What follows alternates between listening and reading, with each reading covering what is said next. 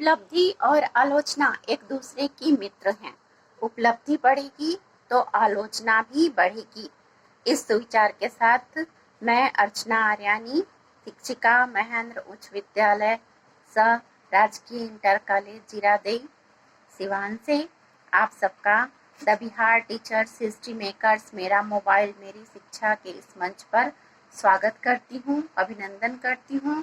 साथ ही इस मंच से जुड़े सभी साथी शिक्षकों का अभिवादन करती हूँ। मैं पुनः अपने क्लास में उपस्थित हूँ। पिछले वीडियोस में हमने श्वसन चैप्टर के कुछ बहुविकल्पीय प्रश्नों पर चर्चा की थी। आज हम श्वसन चैप्टर के ही कुछ लघुत्तरीय प्रश्नों पर विचार करेंगे। तो आइए हम लघुत्तरीय प्रश्नों को शुरू करते हैं। हमारा पहला लघुत्तरीय प्रश्न है, श्वसन किसे कहते हैं? प्रश्न है, श्वसन किसे कहते हैं?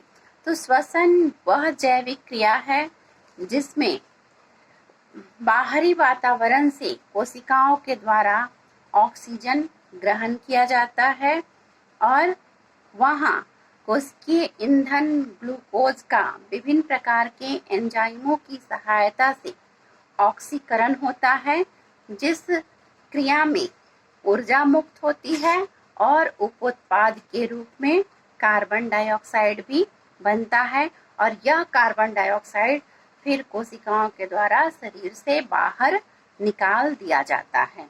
इसे श्वसन कहते हैं। तो इस श्वसन की संपूर्ण क्रिया में पहले हमारी जो कोशिका है वह बाहरी वातावरण से ऑक्सीजन को ग्रहण करती है।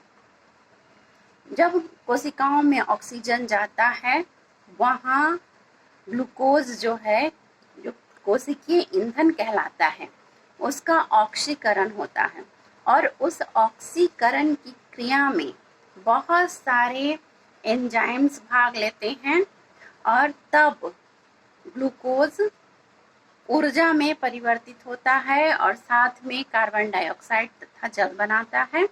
कार्बन डाइऑक्साइड हमारे शरीर के बाहर निकाल दिया जाता है। हाँ, हमारा अगला क्वेश्चन है, श्वसन क्यों आवश्यक है? तो जब हम भोजन करते हैं अर्थात पोषण की क्रिया होती है तो उसमें हम बाहर से सिर्फ अपने शरीर में पोषक तत्वों को ग्रहण करते हैं, लेकिन उसका उपयोग ऊर्जा बनाने के लिए सिर्फ श्वसन क्रिया के द्वारा ही होता है। तो श्वसन क्रिया में हमारे शरीर में पोषण के द्वारा जो कार्बोहाइड्रेट निर्मित होता है वह ऑक्सीकरण के द्वारा कार्बन डाइऑक्साइड और ऊर्जा में परिवर्तित होता है और यही ऊर्जा हम विभिन्न प्रकार के उपापचय क्रियाओं के लिए उपयोग में लाते हैं। इसीलिए श्वसन हमारे शरीर के लिए आवश्यक है, उपयोगी है। हमारा अगला क्वेश्चन है, कोशिकाओं में ऊर्जा उत्पादन के लिए किन पदार्थों का उपयोग होता है? तो ऊर्जा के उत्पादन के लिए तो सामान्य रूप से कोशिकाओं में ग्लूकोज का उपयोग होता है, लेकिन कभी कभी ग्लूकोज की अनुपस्थिति में लिपिड का, वसा का भी उपयोग होता है और साथ ही विशेष परिस्थितियों में अमीनो अम्ल का भी उपयोग ऊर्जा उत्पादन के लिए किया जाता है। आइए नेक्स्ट क्वेश्चन पर। हमारा अगला क्वेश्चन है, संपूर्ण श्वसन क्रिया कितने चरणों में संपन्न होती है? उनके नाम लिखें। तो संपूर्ण श्वसन क्रिया 2 चरणों में संपन्न होती है। इसका पहला चरण जो है वह अवायवीय श्वसन कहलाता है, जिसमें ऑक्सीजन अनुपस्थित होता है और यह क्रिया कोशिका द्रव्य में होती है। इसका श्वसन क्रिया का दूसरा चरण जो है वह वायवीय श्वसन कहलाता है और यह क्रिया, वायवीय श्वसन की क्रिया माइटोकॉन्ड्रिया में संपन्न होती है और इसमें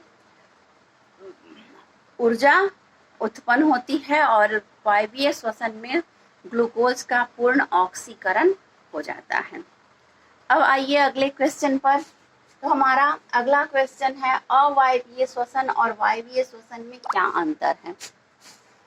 तो अवायवीय श्वसन और वायवीय श्वसन में अंतर। अवायवीय श्वसन की जो क्रिया है वह अनॉक्सित श्वसन भी कहलाती है, इसमें ऑक्सीजन अनुपस्थित होता है, और वायवीय श्वसन में ऑक्सीजन उपस्थित होता है। दूसरा अंतर है कि अवायवीय श्वसन की क्रिया कोशिका द्रव्य में संपन्न होती है, जबकि वायवीय श्वसन की क्रिया माइटोकॉन्ड्रिया में संपन्न होती है। वायवीय श्वसन में ग्लूकोज का पूर्ण अवायवीय श्वसन जो है उसमें ग्लूकोज का पूर्ण ऑक्सीकरण नहीं होता है। जो क्रिया कोशिका द्रव्य में होती है अवायवीय श्वसन की, उसमें ग्लूकोज 2 पायरुवेट में बट जाता है, यहाँ पूर्ण ऑक्सीकरण नहीं होता है। लेकिन वायवीय श्वसन की क्रिया में माइटोकॉन्ड्रिया के अंदर ग्लूकोज का पूर्ण ऑक्सीकरण हो जाता है। अगला अंतर है कि अवायवीय श्वसन में कम मात्रा में ऊर्जा उत्पन्न होती है और वायवीय श्वसन में अधिक मात्रा में ऊर्जा उत्पन्न होती है।